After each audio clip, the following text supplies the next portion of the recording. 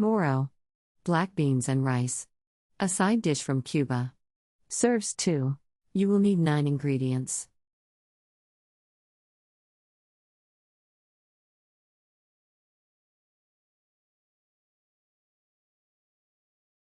Step 1.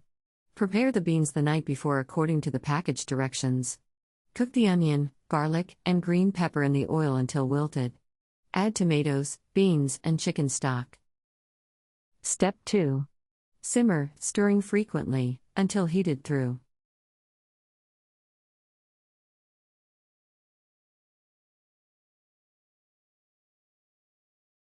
Step 3.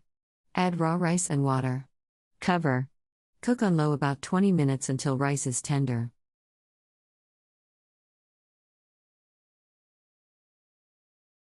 Step 4. Add salt and pepper to taste.